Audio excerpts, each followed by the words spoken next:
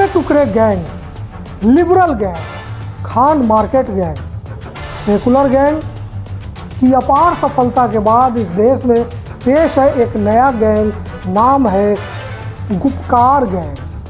अजीब लगा ना जी? ये अजीब लगना ही है। क्यों लगना है? खुद मुझे अब तक नहीं मालूम था कि गुपकार गैंग क्या है। पता किया, गूगल किया तो गुपकार एक सड़क है, सड़क के किनारे फारूक अब्दुल्ला का घर है। तो देश के गृह मंत्री ने उसका नामकरण कर दिया गुपकार गैंग। ठीक है, अच्छी बात है। कश्मीर में, जम्मू कश्मीर में पिछले 1 साल के जो राजनीतिक घटनाक्रम है उस पर पक्ष और प्रतिपक्ष का अपना अपना नज़रिया है और अपनी अपनी राजनीति है।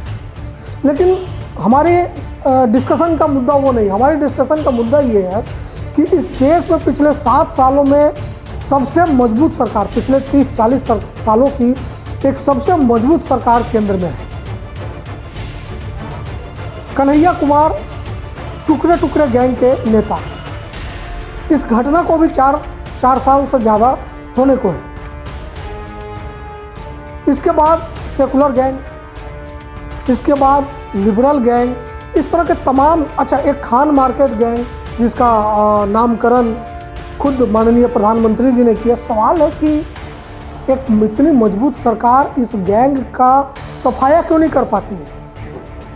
कन्हैया देशद्रोही है तो उसके खिलाफ सख्त से सख्त कार्रवाई क्यों नहीं होती? ठीक है, मामला अदालत में है तो स्पीडी ट्रायल क्यों नहीं चलता?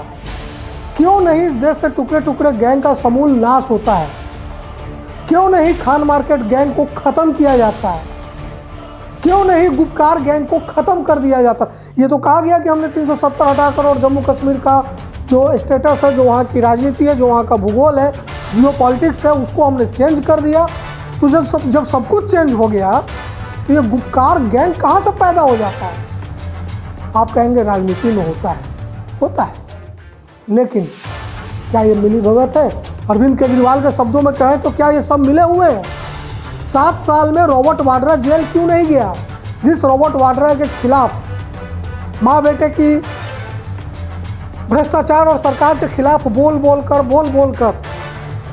भाजपा सत्ता में आई, उस रॉबर्ट वाड्रा के खिलाफ आज तक क्या कार्रवाई है? जाहिर है ये कोई कार्रवाई नहीं करेंगे। राजनीति में कांग्रेस का दामाद भाजपा का दामाद होता है और भाजपा का भतीजा कांग्रेस का भतीजा होता है। ये हम और आप जैसी जनता है जो आपस में लड़ते और झगड़ते हैं आइडियोलॉजी के नाम पर।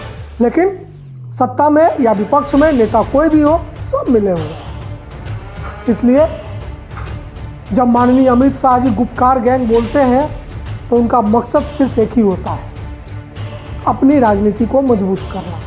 उसका राष्ट्र के कल्याण से, जनता के कल्याण से कोई लेना देना नहीं है। 2 लगातार जीडीपी 2020 और 21 साल 2000 वित्तीय वर्ष 2020 और 21 का लगातार अप्रैल, मई, जून, जुलाई, अगस्त, सितंबर लगातार 2 जीडीपी निगेटिव जा रहा है।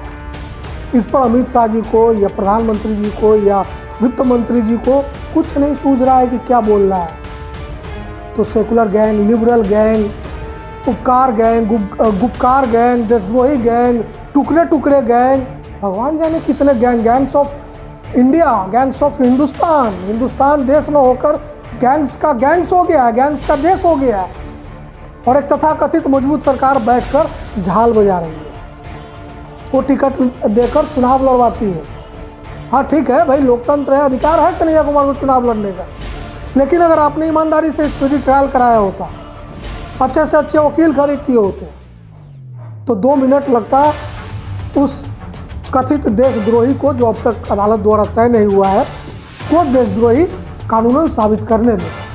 लेकिन आप नहीं चाहते हैं, आप नहीं चाहते हैं कि मुद्दे खत्म हो। मुद्दे खत्म हो जाएंगे तो आपका वोट बैंक बिखरना शुरू हो जाएगा। और आप ये भी चाहते हैं कि इस मंदी के दौर में, इस महामंदी, इसकी आहट है, लोगों को पता है, अंदेशा है, चर्चा नहीं करना चाहते। आप नहीं चाहते कि ऐसे मुद्दे सामने आए, रोजी रोटी की बात हो, तो आप कभी उपकार गैंग लाते हैं, कभी गुपकार गैंग लाते हैं, भगवान जाने आगे क्या क्या गैंग लाएंगे। हिंदुस्तान को आपने प्लेस ऑफ गैंग्स बना दिया है। ये एक राष्ट्र से ज़्यादा जो गैंग्स ऑफ वासेपुर था, कुछ उसी टाइप का कि गैंग्स ऑफ इंडिया। हर 6 महीने पर आप एक नया गैंग निकालते हैं। अभी बंगाल का चुनाव आएगा, एक नया गैंग निकल जाएगा। तो भाई खान मार्केट गैंग है, दिल्ली में बैठा है, आप एक्शन लीजिए ना। 2 मिनट लगेगा अमित शाह जी आपको। JNU में टुकड़े टुकड़े गैंग बैठा है आपके नॉर्थ ब्लॉक से 5 किलोमीटर है। 5 दिन लगेंगे आपको सबको ख़त्म करने में। तो या तो आप एक्शन नहीं लेना चाहते हैं या आप मानिए कि आप कमज़ोर हैं। नमस्कार।